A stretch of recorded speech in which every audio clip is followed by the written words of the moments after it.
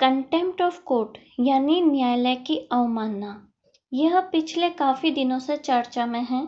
इसके चर्चा में रहने की वजह यह है कि सुप्रीम कोर्ट के वकील प्रशांत भूषण द्वारा वर्तमान चीफ जस्टिस ऑफ इंडिया एवं पूर्व के 4 सुप्रीम कोर्ट जजेस के बारे में किए गए अलग अलग ट्वीट, जिनके आधार पर सुप्रीम कोर्ट ने कंटेम्प्ट ऑफ कोर्ट मानते हुए स्वप्रेरणा से संज्ञान लिया, जिसमें प्रशांत भूषण को अवमानना के लिए दोषी पाया और अभी दंड के प्रश्न पर सुना जाना बाकी है। ऐसे में ये टॉपिक जुडिशरी के एग्ज़ाम के लिए तो इम्पॉर्टेंट होगा ही, साथ ही अन्य एग्ज़ाम के लिहाज से भी बेहद इम्पॉर्टेंट होगा। तो आज इस वीडियो में हम कंटेम्प्ट ऑफ कोर्ट क्या होता है, कंटेम्प्ट ऑफ कोर्ट के कानूनी प्रावधान क्या है, कंटेम्प्ट कब कंटेम्प्ट ऑफ कोर्ट नहीं माना जाता है एवं इससे संबंधित इम्पोर्टेंट जजमेंट्स आदि पर बात करेंगे। तो बने रहिए वीडियो के शुरू से लेकर अंत तक।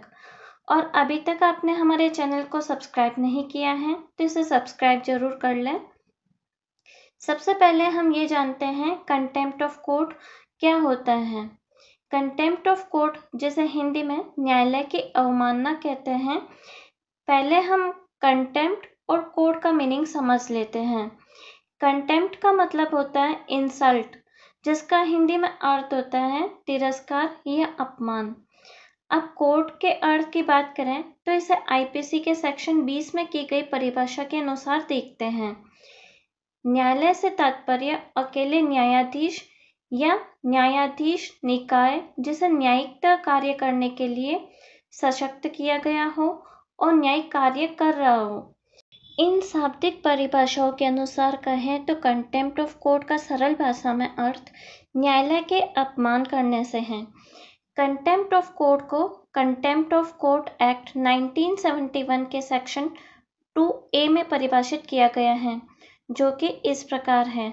न्यायालय अवमान से सिविल अवमान अथवा आपराधिक अवमान अभिप्रेत है। सेक्शन 2A में केवल अवमान के टाइप को बताया गया है। सिविल व आपराधिक अवमान क्या होता है इसे आगे के सेक्शन में बताया गया है। सिविल कंटेम्प्ट अर्थात सिविल अवमान सेक्शन 2B के अनुसार सिविल अवमान तब माना जाएगा जब किसी कोर्ट के निर्णय, डिक्री, निर्देश, आदेश, रिट या अन्य आदेशिका की जानबूझकर अवज्ञा करे अथवा न्यायालय से किए गए किसी वचनबंध का जानबूझकर भंग करे। यदि ऐसा किया जाता है तो वह सिविल कंटेम्प्ट के लिए दोषी होगा।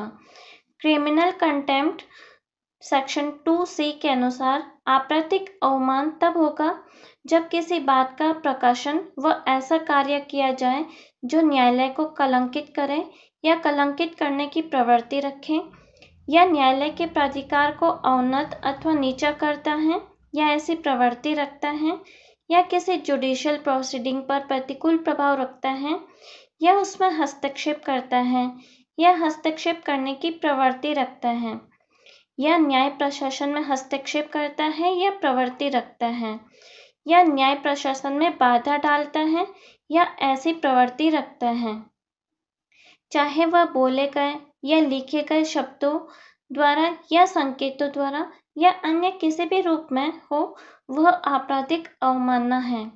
ये तो बात हुई कंटेम्प्ट ऑफ कोर्ट क्या होता है। अब बात करते हैं इसके कानूनी प्रावधान की। सबसे पहले 1860 की भारतीय दंड संहिता अर्थात आईपीसी के सेक्शन 228 में बताया गया है कि कोई व्यक्ति न्यायिक कार्यवाही में बैठे हुए लोक सेवक का सआशय अपमान व उसके कार्य में बाधा विघ्न डालता है तो वह एक अपराध है और ऐसा करने वाले व्यक्ति को 6 माह तक के कारावास या 1000 रुपये तक का जुर्माना या दोनों से दंडित किया जाएगा।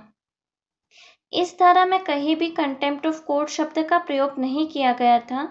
फिर सन 1926 में अंग्रेजी शासनकाल में एक कंटेम्प्ट ऑफ कोर्ट एक्ट लाया गया और ये भारत के स्वतंत्र होने तक चला।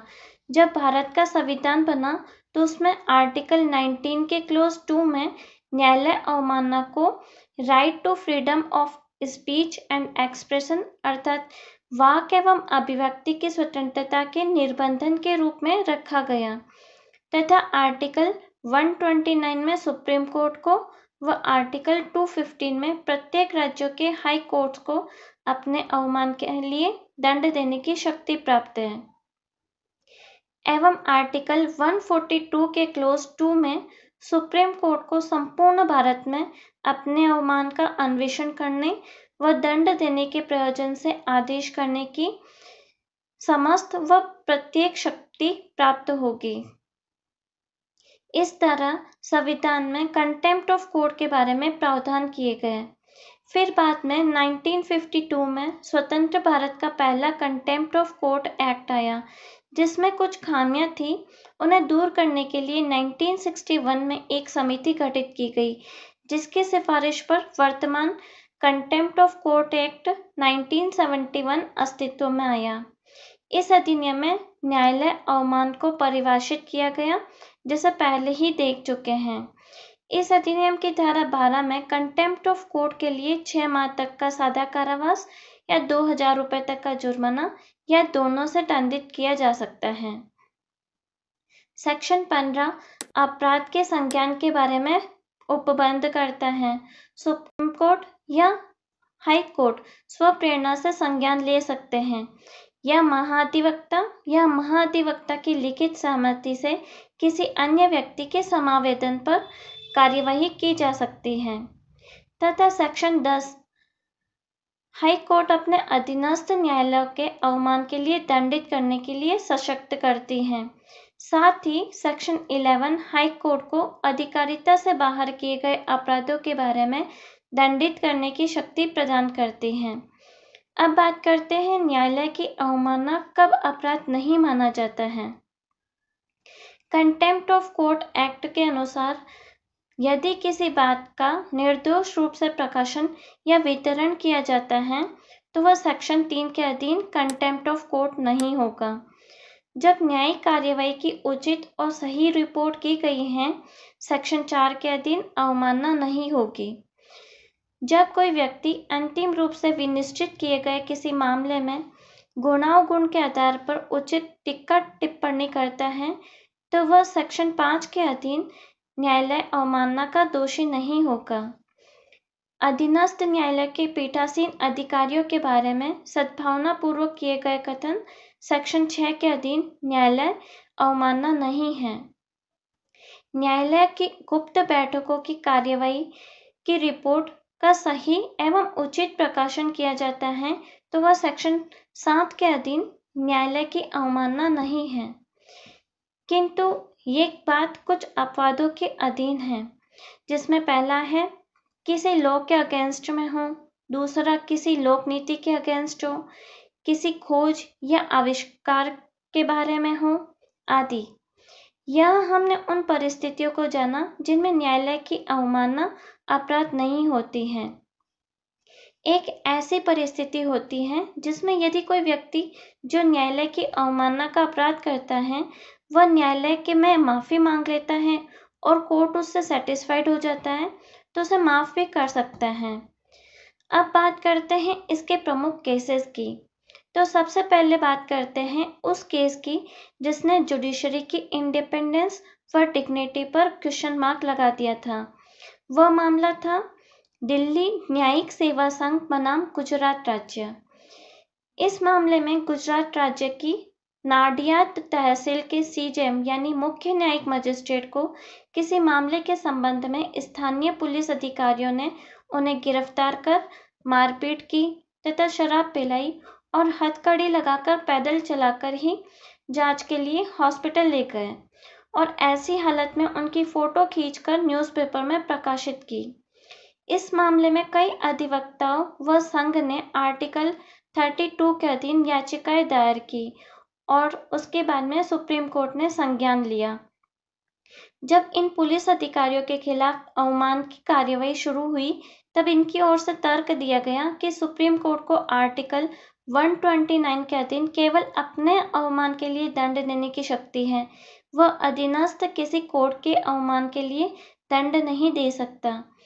तब सुप्रीम कोर्ट ने ऐसे तर्कों को अस्वीकार करते हुए निर्णय दिया कि एक सुपीरियर कोर्ट में अपने अधीनस्थ कोर्ट के अवमान के लिए दंडित करने की अंतर्निहित शक्ति होती है और सभी पुलिस अधिकारियों को अवमान के लिए कारावास का दंड दिया।